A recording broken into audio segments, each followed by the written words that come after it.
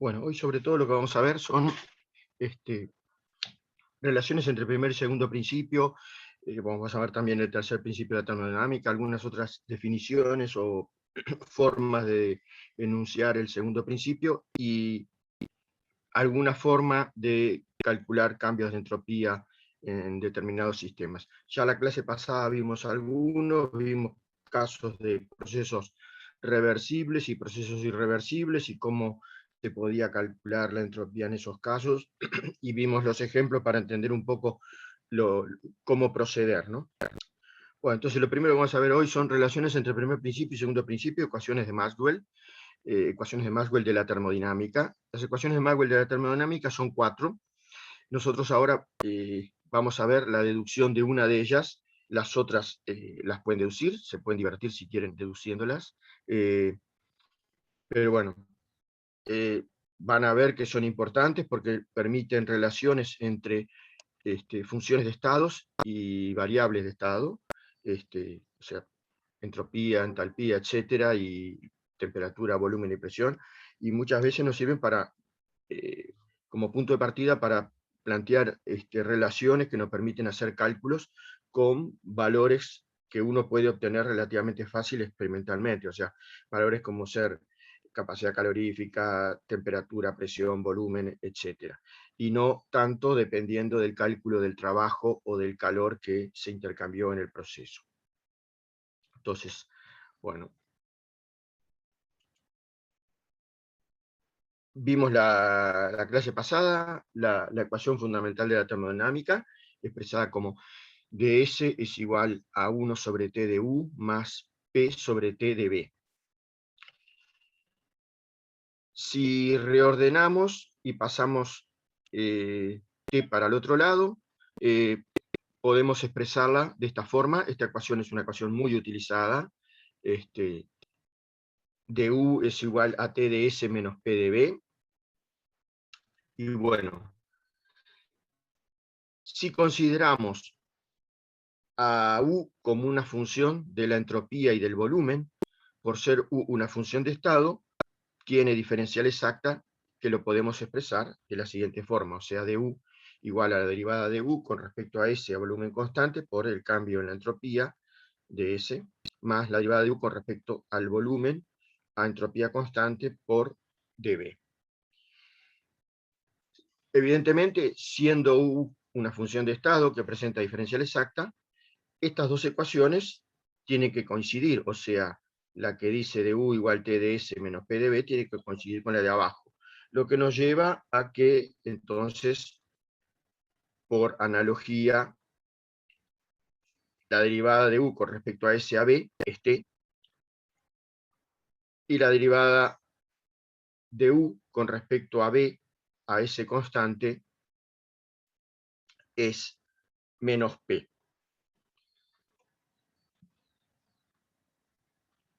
Ahora bien, recordando en el caso de funciones de estados, la igualdad de derivadas cruzadas, o sea, que en el caso que estamos considerando U función de S y de B, se va a cumplir que la derivada segunda de S, perdón, la derivada segunda de U, primero con respecto a S y luego con respecto a B, va a ser igual a la derivada segunda de U, primero con respecto a B y luego con respecto a S.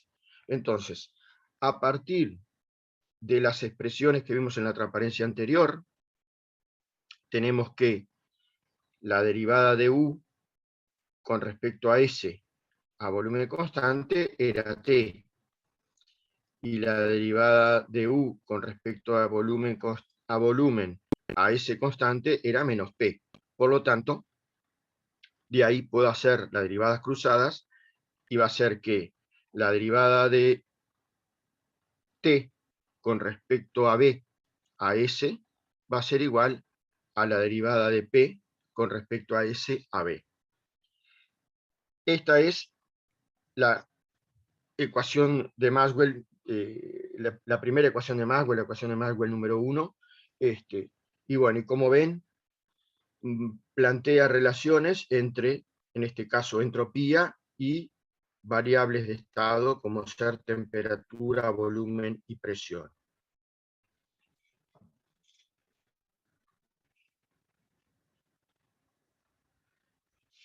Ahí tenemos, en esa transparencia, las 4 ecuaciones de Maxwell de la termodinámica. Derivada de T con respecto a B a S es igual a menos derivada de P con respecto a S a B, que fue la que vimos recién cómo se deducía. Las otras también se pueden ver a partir de otras deducciones, planteando de U de otra forma, o planteando de H en función de S y de B, y cosas por el estilo. Y bueno, varias de estas las van a usar durante todo el curso para deducción de distintos temas y distintas relaciones matemáticas que nos permiten estudiar sistemas físico-químicos. Aplicación de las ecuaciones de Maxwell, por ejemplo. Si estamos considerando funciones, variables de estado, temperatura y volumen, recordando en este caso que nos planteamos la entropía, por ejemplo, como una función de la temperatura y el volumen.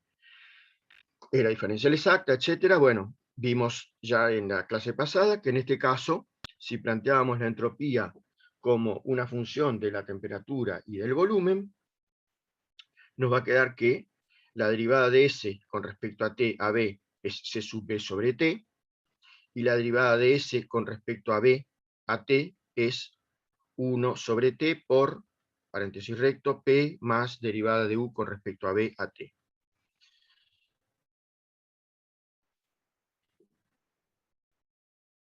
Si vamos a una de las ecuaciones de Maxwell, a la ecuación número 2, o sea, esta, derivada de S con respecto a B. Si vamos a esta segunda ecuación de Maxwell,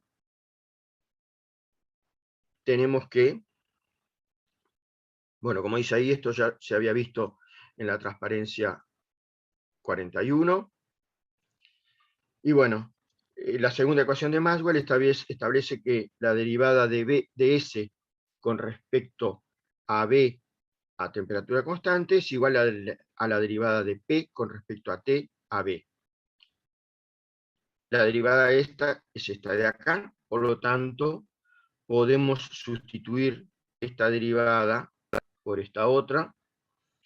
Y bueno, si uno toma en cuenta esta derivada nos puede quedar expresada de la siguiente forma. O sea, la derivada de P con respecto a T a B va a ser igual a alfa sobre kappa, donde, si recuerdan, ya lo deberían de haber visto, alfa es el coeficiente de dilatación térmica definido como 1 sobre el volumen por la derivada del volumen con respecto a la temperatura a P constante, y kappa es menos 1 sobre el volumen por la derivada del volumen con respecto a la presión a temperatura constante, y se llama coeficiente de compresibilidad o coeficiente de compresibilidad isotermo. Eso nos permite, esta parte de cómo llegamos a que la derivada de P con respecto a TAB es alfa sobre kappa, lo vemos en la transparencia siguiente. Bueno, sustituyendo esta relación, que no es otra cosa que la derivada de S con respecto a B a T, llegamos a que entonces podemos plantear, a partir de las ecuaciones de Maxwell, con lo que ya vimos en la clase pasada, que de S va a ser C sub B sobre T de T más alfa sobre kappa de B. ¿Cuál es la utilidad de esta ecuación? Bueno, que por medio de esta ecuación uno puede estudiar en un sistema dado el cambio de entropía a partir del cambio en la temperatura y el cambio en el volumen, que son medibles, y a partir de parámetros físico-químicos como ser, en este caso, la capacidad calorífica volumen constante, o alfa y kappa, o sea, el coeficiente de dilatación térmica y el coeficiente de compresibilidad.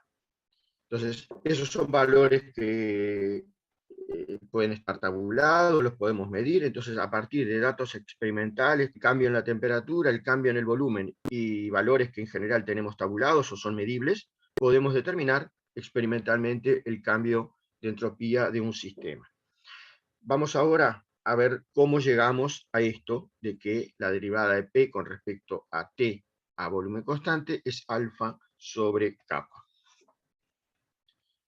Como ya dijimos, alfa es el coeficiente de dilatación térmica y se define como 1 sobre el volumen por la derivada del volumen con respecto a la temperatura a presión constante.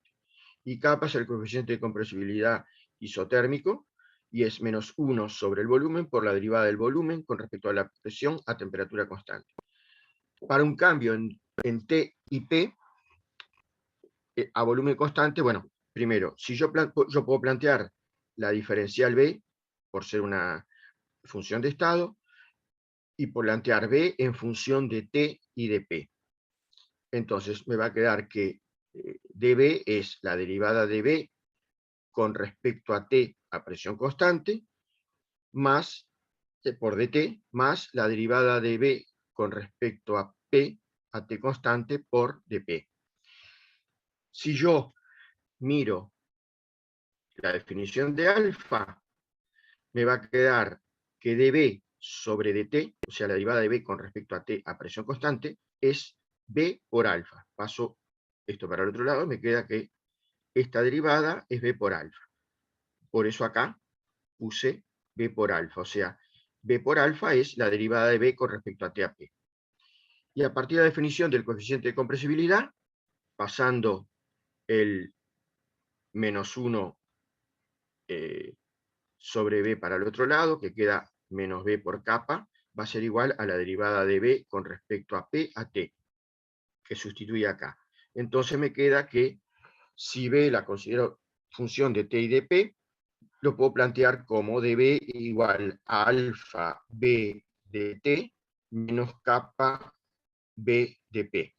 Si estamos con un cambio en temperatura y presión a volumen constante, dB va a ser igual a 0. Si dB es igual a 0, yo de acá puedo pasar este término menos kappa B de P para el otro lado, y me va a quedar entonces que, reordenando, alfa sobre kappa es la derivada de P con respecto a T a volumen constante, que fue lo que vimos en la transparencia anterior, y justamente acá estamos mostrando de dónde salió. Podemos hacer lo mismo considerando las variables T y P, o sea, planteamos S como una función de temperatura y presión. Lo vimos en la clase pasada, llegábamos a que las derivadas parciales eran las siguientes. La derivada de S con respecto a la temperatura, presión constante, S sub P sobre T, y la derivada de S con respecto a la presión a temperatura constante es este término que está acá, 1 sobre T, paréntesis recto, derivada de H con respecto a P a T menos B. De la misma forma, recurriendo a la, esto se vio en la transparencia 43, de la misma forma recurriendo ahora a la cuarta ecuación de Maxwell, que nos dice que la derivada de S con respecto a P a T es igual a menos la derivada de B con respecto a T a P, podemos demostrar fácilmente que la derivada de B con respecto a T a P, si vemos la transparencia anterior, va a ser igual a menos alfa por B. Por lo tanto, podemos plantear que la derivada de S con respecto a T, a P, perdón, a T es menos alfa por B. O sea, vamos para atrás. Si uno considera esto de acá, la derivada de B con respecto a T a P es alfa por B. Por lo tanto, fue lo que hice acá. Sustituir la derivada de B con respecto a T a P por alfa por B. Como estaba el signo de menos, permanece el signo de menos ahí. Y entonces, bueno, yendo a la diferencial S, me va a quedar en este caso que ds es C sub P sobre T de T menos alfa B de P. Nuevamente, por medio de esta relación, podemos estudiar y determinar los cambios de entropía que se dan en un sistema a partir de conocer ciertos parámetros como C sub P y alfa, y determinados cómo cambian las funciones de estado, las variables de estado, perdón, T y P. Ahora sí, bueno, podemos ver ya algún caso más particular, el caso de la variación de entropía para un gas ideal. Si consideramos, esto muchas veces depende de la información que uno tenga, si nos conviene usar T y B como variables de estado, o usar T y P como variables de estado. En función de la información que uno tenga, le puede convenir trabajar con S en función de T y B, o con S en función de T y de P. Entonces, bueno, como vimos recién, ds va a ser igual a C sub B sobre T de T, y en este caso nos va a quedar NR sobre B de B. ¿De dónde sale este NR? Bueno, la ecuación que nos quedaba era ds es igual a C sub B sobre T de T más alfa sobre kappa de B. Si uno trabaja, y teniendo en cuenta que por ser gas ideal PB es igual a NRT, bueno, llega a que la relación de alfa sobre kappa es NR sobre B. Entonces, por eso aparece acá este NR sobre B. Véanlo, es fácil, o sea, planteando la expresión de alfa y la expresión de kappa, y haciendo el cociente de ellas, nos va expresando las derivadas de B con respecto a T a P, y la derivada de B con respecto a P a T para un gas ideal, a partir de PB igual a NRT, bueno, llegan al final a esta relación.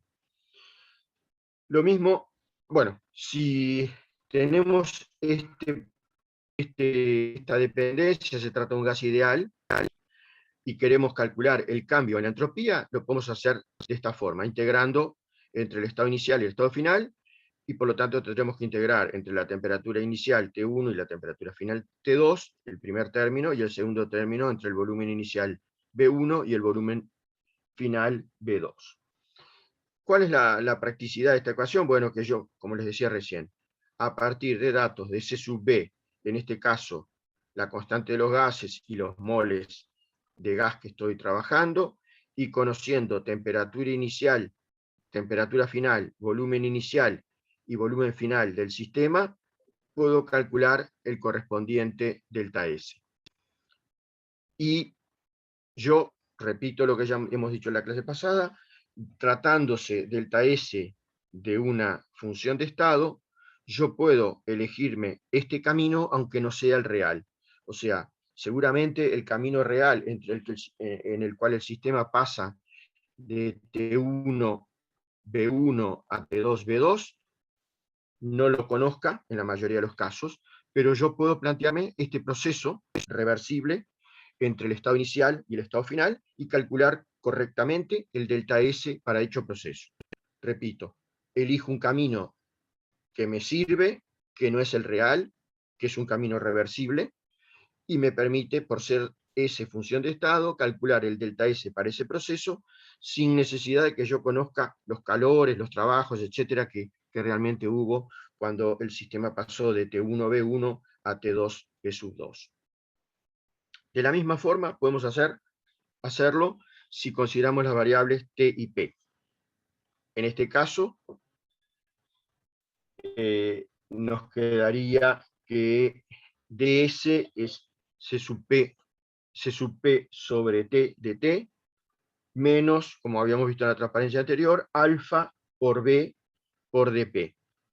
Sustituyendo alfa B para un gas ideal, teniendo en cuenta que alfa por B va a ser la derivada de B con respecto a T a P, bueno, si planteamos para un gas ideal, B va a ser igual nRT sobre P, hago la derivada de eso, respecto a T me va a quedar nR sobre P. Y bueno, como había un menos por ahí, del menos alfa B, por eso me queda ds es igual C sub P sobre T de T menos NR sobre P de P. De la misma forma, podemos integrar entre el estado inicial y el estado final, y acá lo que tenemos es un camino en el cual cambia la temperatura y cambia la presión entre un T1, P1 y un estado final T2, P sub 2. Yo, a partir de conocer C sub P y la constante de los gases, que la tenemos tabulada, y conociendo T1, P1 y T2, P2, puedo calcular el delta S para ese proceso que sufrió un gas ideal.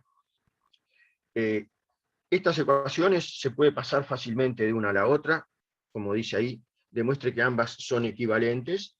Bueno, se puede pasar fácilmente de una a la otra, recordando que C sub P menos C sub B es igual a NR. Si yo sustituyo acá C sub P por C sub B más NR y trabajo con esas ecuaciones y recordando las propiedades del logaritmo y todo eso, voy a llegar sin duda de esta ecuación, la segunda, a la primera.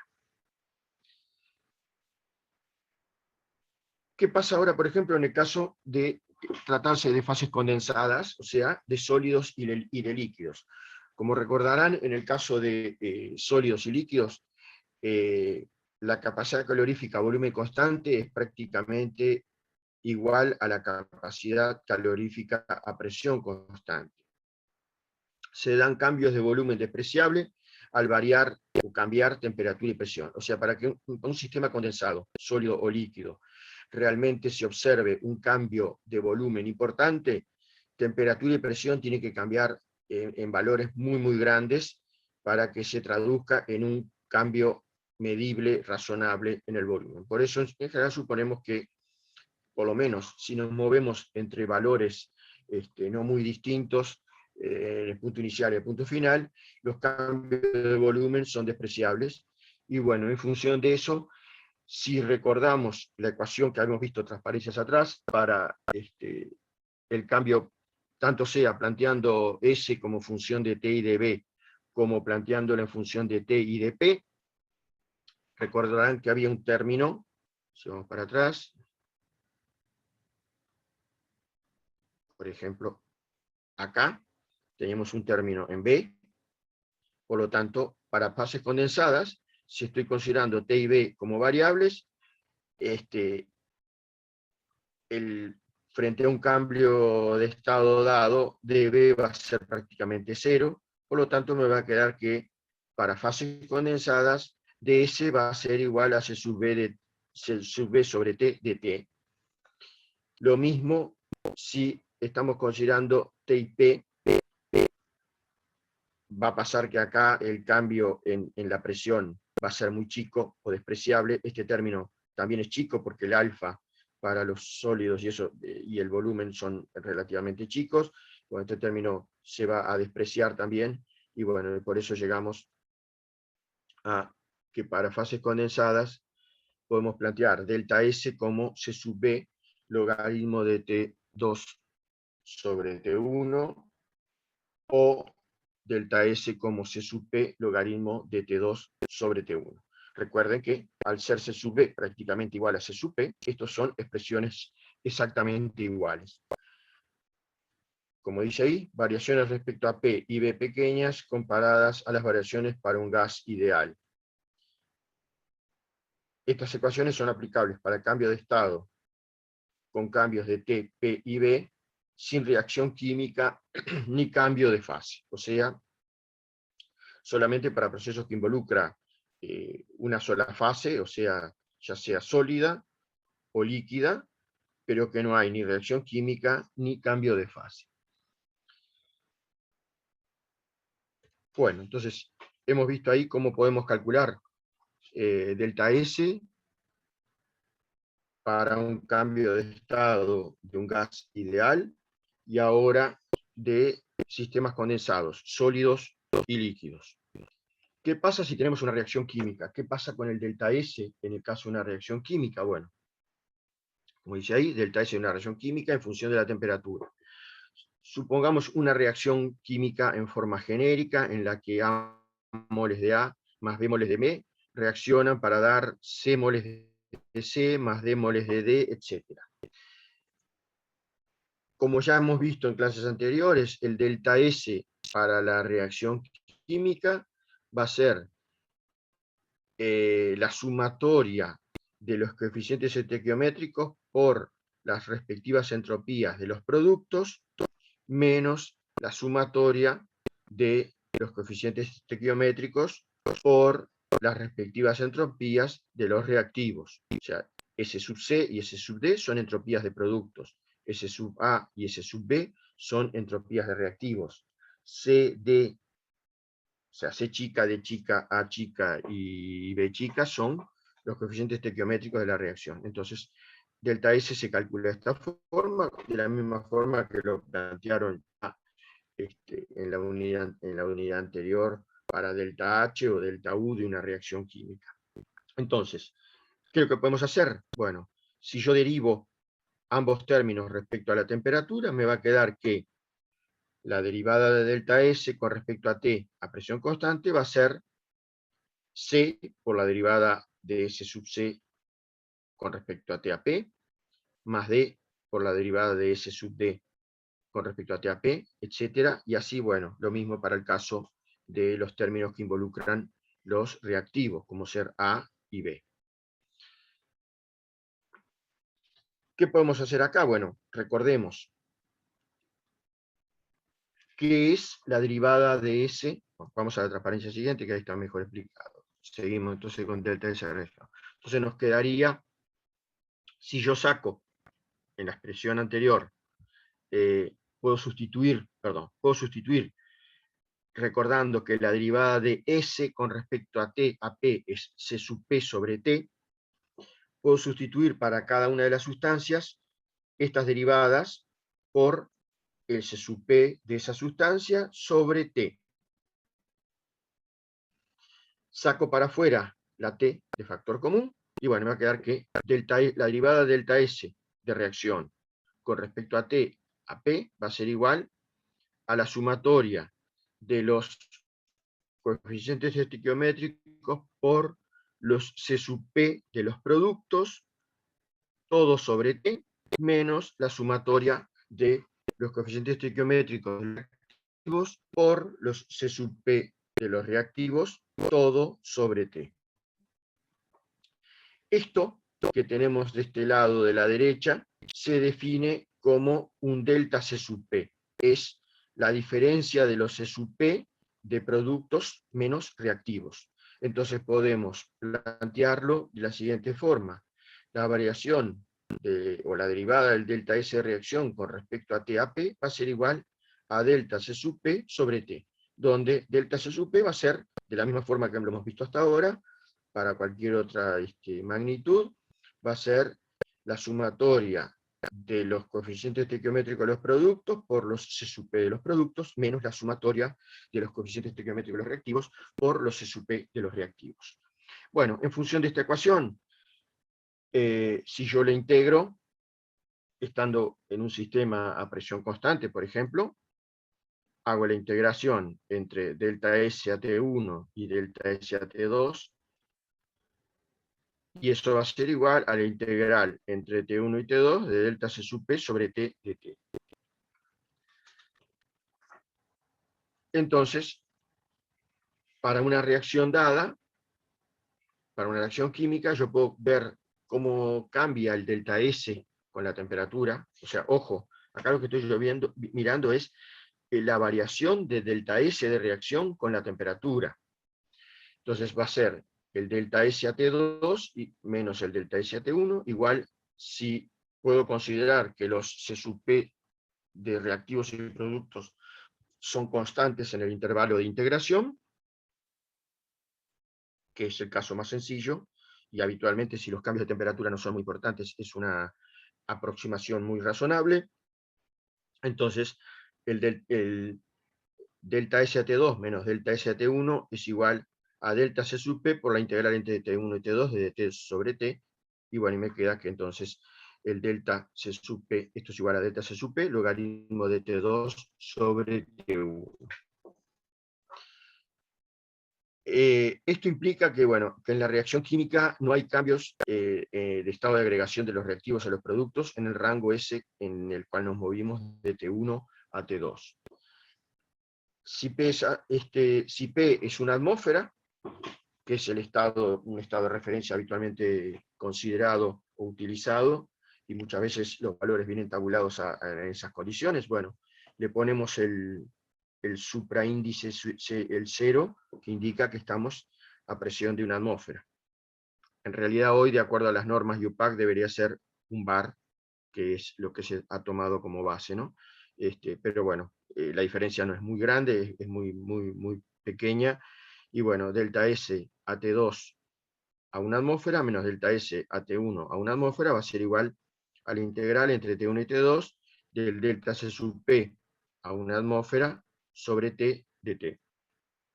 Esto sería lo que se llama la variación de la entropía estándar, o sea, estándar porque es a una atmósfera.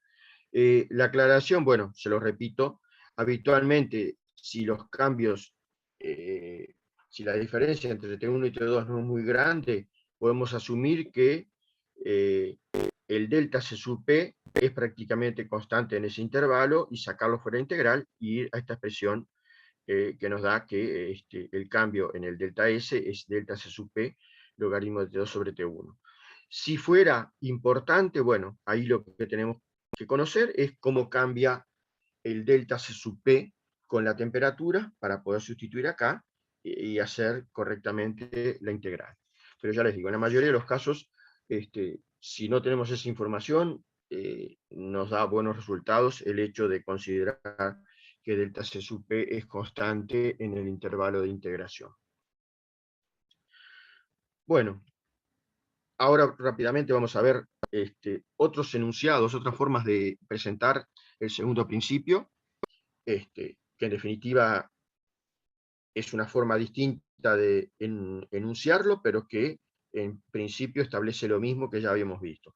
Bueno, hay un enunciado de Kelvin Planck que dice: es imposible que un sistema realice un proceso cíclico cuyos únicos efectos sean el flujo de calor desde una fuente de calor al sistema y la realización por el sistema de una cantidad de trabajo equivalente sobre el entorno.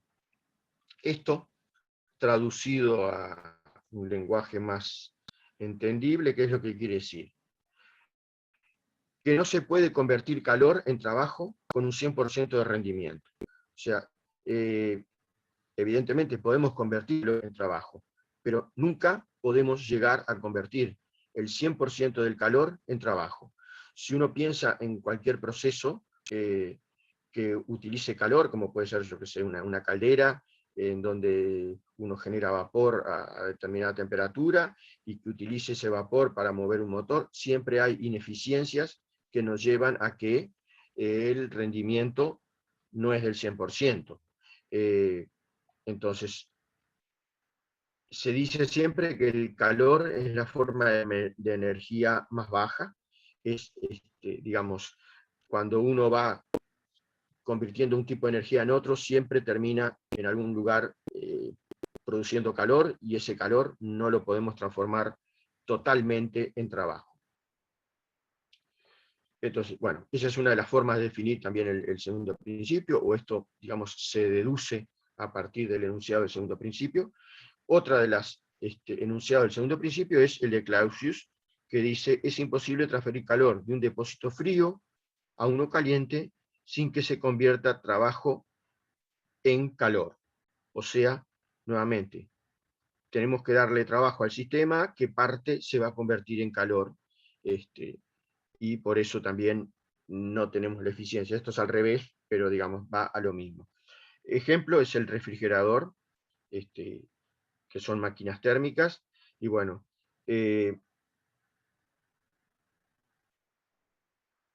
como les decía, estas son formas de enunciar también el segundo principio, y bueno, si uno a partir del enunciado matemático puede deducir que esto no es posible. O sea, ¿qué es lo que pasa? Si yo quiero, por ejemplo, transferir calor de un depósito frío a uno caliente, tengo que darle trabajo. Eso, por ejemplo, es lo que pasa en un refrigerador.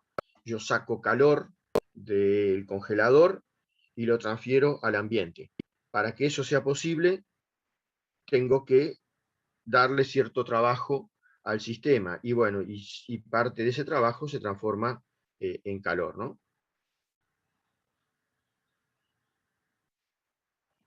En función de eso, bueno, de estos enunciados del segundo principio y del primer principio también, bueno, Del primer principio lo que podemos deducir, que de alguna forma es la conservación de la energía, o sea, delta U más W, es una forma de expresar el principio de conservación de la energía. Lo que establece es que no se puede producir trabajo por una máquina cíclica sin consumir una cantidad equivalente de energía. O sea, no se puede ganar, no se puede generar energía. La energía se transforma, no se destruye ni se produce. Entonces, eso lo establece el primer principio. El segundo principio lo que nos dice es cómo podemos transformar ciertas formas de energía en otras y cuáles no son posibles. Y bueno, y en función de eso, es imposible disponer de una máquina cíclica que convierta totalmente la caótica energía molecular del flujo de calor en el movimiento ordenado del trabajo mecánico. O sea, dicho rápidamente, es imposible disponer de una máquina cíclica que convierta todo el calor en trabajo. Fue lo que vimos recién. O sea que, dicho en forma sencilla, no solo no podemos ganar energía de la nada, sino que tampoco se puede, como dice ahí, ni siquiera se puede empatar. O sea, siempre tenemos algo de energía que se va o se queda bajo forma de calor y no la podemos aprovechar. Bueno, ahora vamos a ver lo que es la tercera ley de la termodinámica. La tercera ley de la termodinámica nos permite definir la entropía para determinadas sustancias como punto de referencia. Ahí la pregunta es, ¿qué referencia debe utilizarse para el cálculo de la entropía de las diferentes sustancias? A diferencia de lo que se vio hasta ahora con el primer principio, en donde lo que podíamos hacer era calcular cambios de energía interna y cambios de entalpía, pero nosotros nunca vamos a conocer la energía interna absoluta que tiene un sistema y la entalpía interna, la entalpía absoluta que tiene un sistema. Solamente podemos determinar los cambios. En el caso de la entropía, bueno, definiendo un estado de referencia, se puede tener entropías absolutas. Bueno, entonces, y eso a partir de ahí podemos calcular cambios de entropía. Entonces, bueno, como dice ahí, ¿qué referencia debe utilizarse para el cálculo de la entropía de las diferentes sustancias? Y bueno, Planck en 1913 propuso que la entropía de una sustancia pura, perfectamente cristalina, es cero en el cero absoluto de temperatura. O sea, para aquella sustancia que se presente como sólido cristalino perfecto, su entropía va a ser cero a 0 Kelvin, o sea, menos 273 Celsius. Y bueno, y Lewis y Randall, ¿qué es lo que dijeron? Si la entropía de cada elemento en su estado cristalino se toma como cero en el cero absoluto de temperatura, cada sustancia tiene una entropía finita positiva, pero en el cero absoluto de temperatura su entropía puede llegar a ser cero, y si así ocurre en el caso de las sustancias perfectamente cristalinas. O sea, la definición de Randall es un poco más hablada que la de Planck es muy clara y concisa, pero en definitiva Randall lo que termina siendo lo mismo. Si la entropía vale cero en el 0 Kelvin para una sustancia cristalina perfecta, a temperaturas superiores va a ser positiva, evidentemente. Y solo va a ser cero si la sustancia es cristalina perfecta en el 0 Kelvin.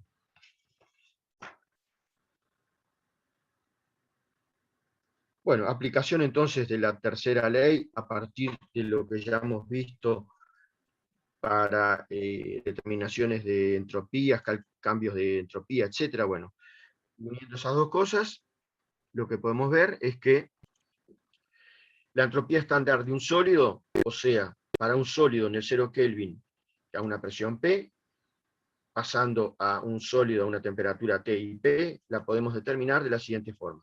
El delta S va a ser igual a la entropía a la temperatura T menos la entropía en el 0, y eso va a ser igual a la integral entre 0 y T de C sub P de T de T. Recordemos que en este caso se trata de fases condensadas, tenemos un sólido, por lo tanto su cambio de entropía va a depender solo del término en temperatura, porque vamos a asumir que el volumen y presión son despreciables, y por lo tanto el término de cambio de entropía debido a eso lo descartamos. Entonces, de esa forma, si se trata de una sustancia cristalina pura, en el 0 Kelvin, ese sub 0 vale 0. Por lo tanto, podemos calcular la entropía a una temperatura dada como la integral entre 0 y T de C sub P sobre T de T. Si además estamos a presión de referencia de una atmósfera, aparece el supracero, indicando justamente que es una atmósfera, o sea que estamos en condiciones estándar y que esta sería la entropía estándar de esa sustancia que en estas condiciones está como sólido, ¿no? O sea, estamos considerando que esto, ese sub 0, vale 0 porque se trata de un sólido cristalino perfecto en el 0 Kelvin. Bueno, ¿qué pasa para un líquido y qué pasa para un gas? Bueno, en el caso de la entropía estándar de un líquido, evidentemente tenemos que partir del 0 Kelvin para tener la entropía absoluta de ese líquido a una temperatura T y tener en cuenta que el líquido ese se va a calentar hasta llegar a su temperatura de función. En ese rango permanece como sólido, por lo tanto el cambio de entropía correspondiente al pasaje de 0 Kelvin hasta la temperatura de fusión, lo calculamos como esto, la integral entre 0 y T de fusión del C sub P estándar de ese sólido sobre T de T. Si C sub P lo podemos considerar constante, lo sacamos fuera de la integral y nos va a quedar C sub P logaritmo de T2 sobre T1. Si no lo es, empezamos a conocer la dependencia de C sub P con T, integrar, etcétera, y resolver esta integral. Luego tenemos a la temperatura de fusión el cambio de fase, o sea, en ese caso no cambia la temperatura, mientras coexistan las dos fases, no cambia la temperatura, pero tenemos el pasaje de sólido a líquido. Entonces tenemos que tener en cuenta el delta H de fusión. Recuerden, el delta H, el proceso de fusión lo consideramos a temperatura constante, o sea, esto en realidad sería la integral de un Q sobre T. Al ser la temperatura constante, sale para afuera y nos queda 1 sobre T, la integral del Q, y la integral del Q es el delta H, por lo tanto nos queda delta H de fusión estándar sobre la temperatura de fusión. Luego que fundió todo, lo que tenemos para llegar a una temperatura T dada es el calentamiento del líquido, o sea, entre la temperatura de fusión y una temperatura T en la cual todavía está en estado líquido. Entonces, el delta S para esa parte del calentamiento va a ser la integral entre la temperatura de fusión y la temperatura T del C sub P del líquido en condiciones estándar sobre la temperatura por el cambio en la temperatura. De la misma forma, podemos ver qué pasa en el caso de un vapor o de un gas. Vamos a tener que sumarle términos.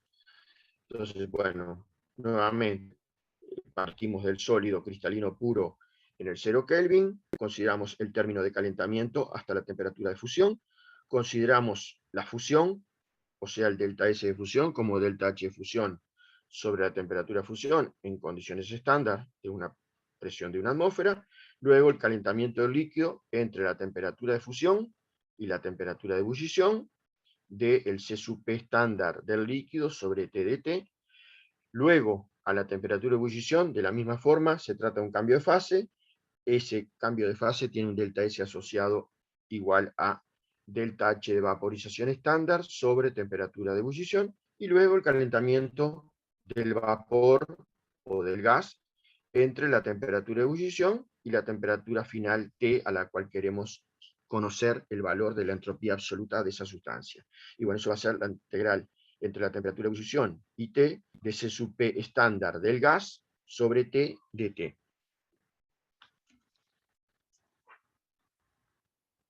Bueno, entropías molares. Bueno, la entropía de una sustancia tiene un valor definido para cada temperatura y presión.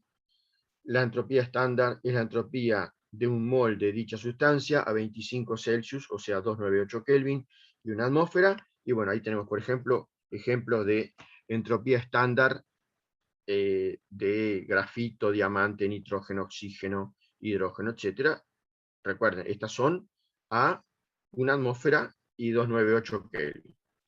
también tenemos entropías de sustancias, como ser monóxido de carbono, dióxido de carbono, metano, agua líquida, agua a vapor, etcétera, también en las mismas condiciones.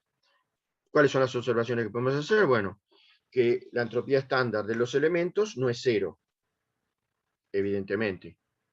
Si estamos a 25 y una atmósfera, no es cero. En donde podrá ser cero es en el 0 Kelvin si son sólidos cristalinos puros. Si no, también va a tener un valor distinto de cero. Y lo mismo para las sustancias. A 25 Celsius y una atmósfera, la entropía de esas sustancias no vale cero. La entropía estándar de elementos y sustancias es una cantidad positiva. Son siempre magnitudes positivas. Y la regla general que se establece es que la entropía del sólido es menor que la del líquido y en general es mucho menor que la del gas.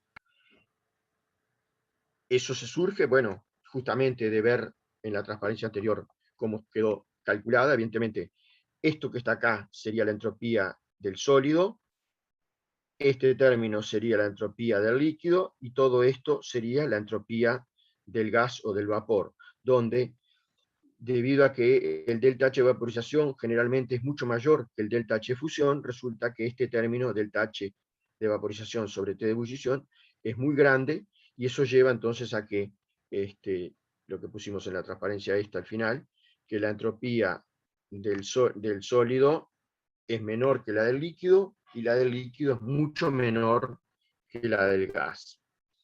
Esto también, como dijimos, está de acuerdo con uno de los conceptos que uno siempre considera entropía, que es al pasar de sólido a líquido aumenta el desorden, por lo tanto aumenta la entropía, y al pasar de líquido a gas, como las moléculas de gas están chocando y moviéndose en forma desordenada, la entropía todavía es mucho mayor, y por eso, bueno, también de ahí podemos asociar la entropía con el estado de agregación y con el desorden.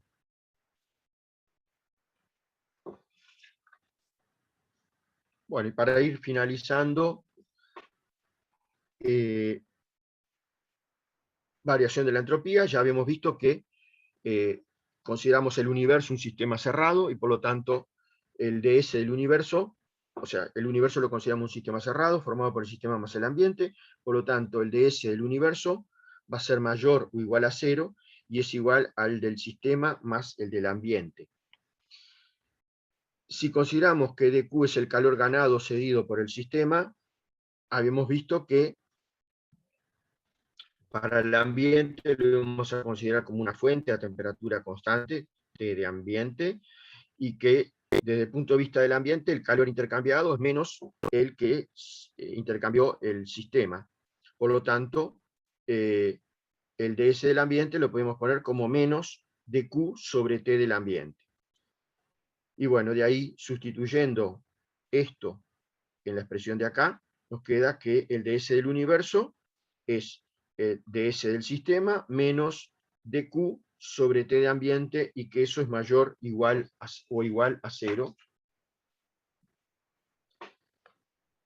Y bueno, y para ir terminando, llegamos a lo que se llama la desigualdad de Clausius, que la van a utilizar en muchas oportunidades, cuando consideremos sistemas y los cambios de entropía, etc. Entonces, bueno, la desigualdad de Clausius, que ya la habíamos nombrado en la primera clase, y que surge justamente de la consideración del delta S del universo, y como en función del sistema y del ambiente, nos queda entonces que delta S es mayor o igual a la integral entre A y B de dq sobre T del ambiente, donde acá es para el sistema, ¿no?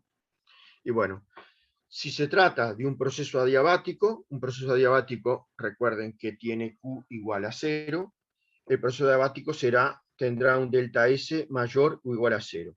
Será delta S igual a 0 si el proceso es adiabático reversible, y delta S mayor a 0 si el proceso es adiabático y no reversible o irreversible, ¿no?